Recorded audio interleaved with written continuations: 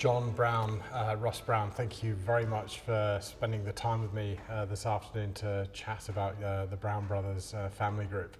Thank you. Tell us a little bit about the history of where we are sat right now. This is the oldest standing property that we're in. Yes, this is what we call the barn. Yep. It was built by my great-great-grandfather, who settled here in 1857. He purchased the land from the government when the land was first divided up here, when white man was taking over the region. And he actually was born a Scot, but as a young fellow his family migrated to Canada and worked on a farm there, but he did some building activity in between seasons on the farm. And then when the Beechworth goldfields got underway, he immigrated to Australia and did mostly building work in the goldfields. But because the goldfields were new and the food supply chains weren't too good, he thought he'd make more money by buying a bit of land and growing food crops here on the main road between Melbourne and the Beechworth goldfields. So when he started growing his crops, he needed somewhere to store the grain, and this old building was put up in about 1860. Wow. And this is where the barrels were, Yes, here as well. It was used for a wine store, Yeah. for aging fortified wines for a long period of time. For the whole of my winemaking career, it was full of big old barrels, and I made muskets and ports in here, and Tokays too. This is where the first one would have been made. The very first wine was made here in 1889. They pushed the hay up to one end of the building, Okay. and then the wine was made here. It was used as a winery for 10 years, and then the current building was started in 1899. It was commissioned for the 99 vintage.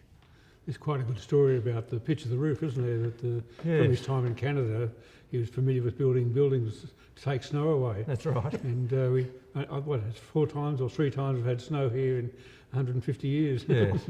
Wow. Yes. Ross, both of you, tell me a little bit about your memories, because we've been around the property today. I've been with Emma, your daughter, around the property, and I've heard about the history, and I've seen where you grew up and where some of the family moves have taken place around here. Tell me some of your memories growing up as a child. Well, it was a family farm. Yep. Back in the 50s and 60s, and my mother was a farming person, and she ran a couple of cows and had chooks and ducks, and so basically, and a lovely vegetable garden, and so we basically were sort of a farm, and vines sort of only started to emerge in a more commercial way in the 60s. We certainly had vineyards going back to the 1889, but it was in the 60s that wine suddenly started to take on a new lease of life. And the sheep and the cattle tended to disappear, but the household here was very much a farming household, and the food on the table basically came out of the chook pen or the cows. There was not only milk, but there was cream and yogurt and sort of all those trappings that come from having your own produce. And you remember all of this as though it was yesterday, I'm assuming? Oh, of course, yeah. Not quite yesterday. Let's pretend. But they're very close to your thoughts for the rest of your life when you basically have that produce. And John and I both have our own gardens now and get enormous pleasure in being able to grow our own produce, and that's something that just sort of flows on naturally. Do you know, the thing I've been talking about before we got into that, the thing that we're here today, I mean, I'm honoured to be drinking Patricia, one of your most prestigious wines, which is named after your mother, of course. And everywhere I go around here, all the conversations that I have, the people that I meet, it's all about these interconnections with the past meeting where we are today, including how the community live and how you've moved around from these different houses on the property here that are now still very much a part of your business as the Brown family wine group as it is today. And the thing I'm interested in is how, despite and in spite of all of this change that we see going on, how have you managed to keep the heritage of your family as time has gone on? What's been the secret ingredient to that? I think a lot of it's got to do with our ability to go with the change and benefit from it. And we've been through a number of occasions like this COVID situation where we've come out of it much better and richer and more knowledgeable. One particular event was a spring frost we had in 1967 when almost all our entire grape supply came from the vineyard here in Milawa, so we lost our crop for the year. But we had 5 guys who worked in the vineyard at the time of that frost who were very capable vineyard guys. We didn't want to lose them, so we gave them a job of building an underground cellar. So they became, instead of vineyard labourers, became building labourers. Wow. And that cellar now we call our family cellar. Looking at innovation over the years, innovation is probably one of the most overused words we've had in the last couple of decades. What has innovation meant to you if we rewind back and look over the last couple of decades? I think there's probably 2 things that have driven our business successfully, and as John discussed, adversity. Having a mentality about growing out of adversity has become more of a culture now, because we've seen what we've been able to achieve in tough times. And I think one of the most important aspects of that is we've never carried a lot of debt. And so consequently, when we've had tough times, we've had the opportunity to be able to do something different. And in that environment, you can actually do some quite spectacular things, and you suddenly change the game. And I suppose when we're looking at the current COVID situation, we're continually telling ourselves and telling our staff we have to make this a positive outcome. We have to find ways that we grow out of this and we're a better company than when we went into it. And so those sort of philosophical approaches become quite important. The other philosophical approach, which we can actually track down to our grandfather, was innovation, or doing something a bit different. Because even right back in the very early times of planting, he was growing grape varieties that weren't common to this region. This region was predominantly fortified wines, and you have to take your mind back a little bit to know that in 1950, something like 90% of Australia's wine production was fortified. And so to be a table wine producer was being really different. Wild. And he was influenced by a viticulturist called de Castella, who was a French-Swiss who came to Australia and was advising the industry, and he became very good friends of our grandfather, and we planted grape varieties then that we still nurture today as being something quite different. And it was that sort of experience that drove us to probably be Australia's leading wine company, doing things differently with new grape varieties, and our growth has really come from our capacity to do things differently. I think we're going to see stories of innovation and success, and new businesses and ways of doing things will be born out of this crisis. If you look at businesses today, if you look at the generation that are leading these, what's your hope for them as they go into the future? Well, one of the things we're seeing is people are buying excuse me, directly, and the whole concept of buying from a property and being able to get it directly from the property is a sort of a total shift of supply chain. And that supply chain now has become available to all sorts of size producers that they can actually get directly to the customer. And the customer's actually delighted to be able to know where his product's coming from, and the supply chain with freighting and distribution is becoming far more effective to get products to people's homes. And so that's a major game change, and it's one that I think is going to just get more and more traction. I understand a lot of people thought they should like to buy things directly. They've been forced to buy it directly in the last few months, and they've found out how easy it is and how successful it is. So I think we're going to see this incredible shift to direct supply chain move pretty quickly. As a family business, which you're incredibly well known across Australia for, I've been talking with some of the businesses in Milawa here, you're on your doorstep. What do you think the role of the Brown family group or any family business is on its local community, particularly in times of crisis? What do you see your role and responsibilities there? Well, I see ourselves as like a solid rock. Yeah. A business that is sustainable, Yeah. and provides employment for a lot of the people who live in the district. Yeah. We're a very big proportion of the people who live in their region around here do work here, Yeah. or in some way associated with us other than through work. And I think we give us a bit of a stability to a region, and of course we're able to contribute to, in some ways, to sporting events and things like that with supporting funds. And so I think we are a stabilising force, if you like. And that's a very similar theme I've got from the businesses in Milawa. We went with the cheese factory. They said almost an identical thing, that during the crisis, one of their big things around remaining open was just to be a point of presence, to give support back to the community, to say, hey, we're still here. We're a level of normality for you. The employment aspect too is so important that we've really given everybody assurance that we're going to work very hard through this period to keep the business very sustainable, and people know we go into these things with low debt and have the capacity to come out the other side. So there's a level of confidence we can expose through the community. The other thing I'm interested in is also, and your business has been expanding globally and through China. China's a big market for you. The changing needs of consumers out there are fascinating. But if we look at today, there's these tensions going on between Australia and China at the moment. How do you see that playing out for even the medium term? I think we're going to see tensions like that just being the way we do business. We're not particularly perturbed about the current tension in China. It can be difficult and something you have to take on board in your planning. But in regard to the long term, there's no doubt China's going to continue to grow as a country. It's going to become more affluent. It's going to have wine drinking customers, and we want to be a supplier to that market. And there'll be bumps in the road, and we'll take those bumps as they come.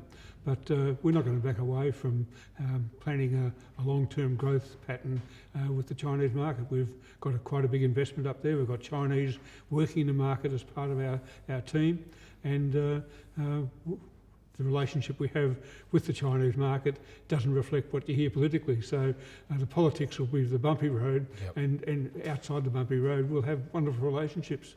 The arguments are basically through the politicians. The people on the ground are all very happy to deal with Australian wine, and we're happy to deal with Chinese goods. So. The other thing I've been waiting to ask you for quite some time, out of all the wines that you make, do you have a favourite? Is there one, if you had to choose one? Is that like asking you to choose a favourite child? No, exactly. I've got 3 daughters. I get so much trouble to have a favourite. You've got to be careful, Ross. My view about wine is wine's about the time and about an occasion. And with our extraordinary range of wines, I actually drink quite a lot of other people's as well, which is people find surprising. I like all wine that's well made. I like the wines that got good flavours, attractive flavours, and I like a lot of the wines that are rare because of their interesting differences. Provided they're well made, I enjoy them. If you were to fast forward 50 years' time, what would you hope? So we're way out of COVID. We're in a very different world ahead. Technology even would look vastly different. What's your hope for the world in 50 years' time, either for your business and where that's at now, then, or for the broader world as well? I think that the world we want to live in is one that's sort of open and free and cooperative. And the tensions you see around the world continually create a sense that the world's not getting a lot better than it has learnt a lot from the past. I just hope the world does learn from the past, and we do see countries like China able to be part of a global system that's open and generous in the way it operates, and that the world continues to drink wine as part of their favourite tipple. And the Brown Brothers wine, of course. John? Everybody wants a peaceful life, don't they? They don't want the noise and threats in the system that we see today, and it seems to be quite highlighted at the moment. But I think a settled, peaceful world that's conscious of the environment and doing a lot more for the environment that's happening at the present time. And yes, I would think that they'd be drinking wine. Wine would be part of good living in 50 years' time, just like it's been for the past 1,000 years or so. So I would expect wine to still be popular. And one really good way of enhancing food is to have a nice glass of wine with it. Ross, John, you're obviously 2 brothers. There are another 2 brothers, Peter and Roger. Tell us a little bit about that era and what was going on then within your family. Perhaps I can start with that because I was the first in line. I was actually born during the start of the Second World War, and things were pretty frugal when I was a young fellow, and we lived pretty frugally at home. But then along came Peter and Ross, 3 years between us, and then some 6 years after that, Roger joined the family. But I was lucky, I was the first one, so I got the job of making the wine. The others weren't so lucky. When Peter came along, he took advantage of his natural preference for outdoor activity, so he became the one who looked after the vineyards. And then Ross came along. Ross was always the one who had the gift of the gab and could argue a good point, so he got the job of sales and marketing. And then the youngest one, Roger, came along when we were desperately in need of more vines, and he learned to be a nurseryman, and he produced grafted vines both for our own expansion and for expansion of contractors that we were taking on to satisfy their growth needs. I think it's interesting to recognise that in that year's 60s and 70s, the growth of this industry in Australia was extraordinary, and we were able to grow faster than the industry because of our sort of commitment to customers, and business was growing 20 or 30% a year for a decade. And so we just saw enormous growth, and we never looked in the rear vision, we were always looking forward. And this gave a sense of great unity and the chance to work really solidly together. And we saw a lot of change, but we managed that change and had a most extraordinary 20 years really. During that period, our board meetings were daily, when my mum always served morning tea, and the decisions that need to be made were made on a daily basis, and they were executed that afternoon. So there wasn't any delay in getting change made when you needed change happening in a hurry. It was really handy when we were going through such a big growth phase. If I needed more equipment in the winery quickly, I was able to get approval for it tomorrow at the latest, and I could execute it that afternoon. So it was a really dynamic time for us. You're talking about the massive growth. I mean, 20 to 30% for a decade of growth is just chaos.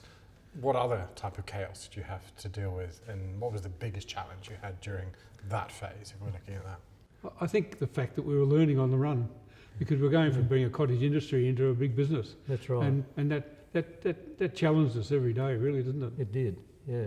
Certainly challenged us in the winery in keeping the volumes up and the capacity of the equipment to do what we needed to do. And we worked some pretty interesting hours to get that up. You talk about seasonal change there, and those being a challenge. That still exists today, and you look at the farmers across Australia and some of the challenges that they face. How do you see climate change, or do you see climate change as a topic and a challenge for us going ahead? I see climate change as a really big issue because grapes are very sensitive to climate in terms of making the sort of wine you want to make. And in more recent years, we took on vineyards in Tasmania to deal with that specifically. It's going to be different in the future. And when we go after Tasmania for yet another cooler climate, I'm not quite sure.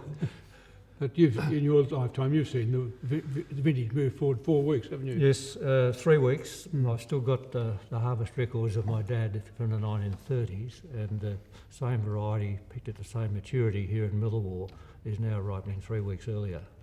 The fact that the grapes is actually picked at a very specific time. There's a ripeness level of the fruit that's actually absolutely critical, and there's only a couple of days between when you would take a grape into the winery to make wine. So it's actually a very accurate measure, and one that actually gives a great deal of information about climate change. And I don't see enough happening in the political parts of the world that are going to change what we're doing enough to make much difference. So I think that warming is going to continue, and we're going to have to deal with that. Gentlemen, thank you so much for sharing not only your barn and your thoughts, but also your beautiful wine, Patricia, with me this afternoon. Thanks for your time. Thanks. You're welcome.